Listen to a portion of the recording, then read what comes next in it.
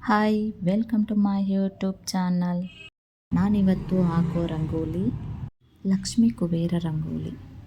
ಈ ರಂಗೋಲಿಯನ್ನು ದೇವರ ಕೋಣೆಯಲ್ಲಿ ಮಾತ್ರ ಹಾಕಬೇಕು.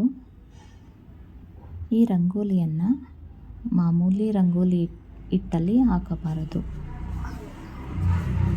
ಆದರೆ ಅಕ್ಕಿ ಹಿಟ್ಟನ್ನು ಮಾತ್ರ ಬಳಸಿ ಈ ರಂಗೋಲಿಯನ್ನು ಹಾಕಬೇಕು.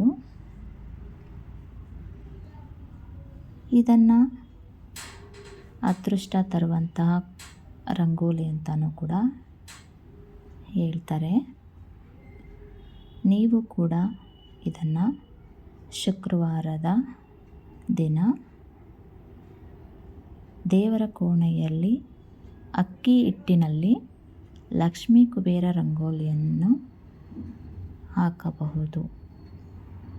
ದೇವರ ಮೇಲೆ ನಂಬಿಕೆಯನ್ನು ಉಳ್ಳವರು ಇದನ್ನು ನಂಬುತ್ತಾರೆ.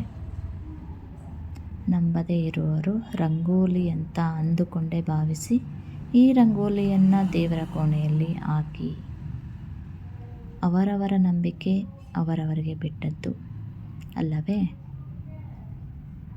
ನಾವು ದೇವರ ಮೇಲೆ ನಂಬಿಕೆಯನ್ನು ಇಟ್ಟು ಈ ರಂಗೋಲಿಯನ್ನು ದೇವರ ಕೋಣೆಯಲ್ಲಿ ಹಾಕಿ ಅಂತ ಹೇಳ್ತಾ ಇದ್ದೇವೆ. ಒಮ್ಮೆ ಪಾಲಿಸಿ, ಒಮ್ಮೆ ಟ್ರೈ ಮಾಡಿ ನೋಡಿ. ನಿಮ್ಮ ಮನೆಗಳಲ್ಲಿ, ಅದು ದೇವರ ಕೋಣೆಯಲ್ಲಿ ಮಾತ್ರ. Thanks for watching. ಧನ್ಯವಾದಗಳು.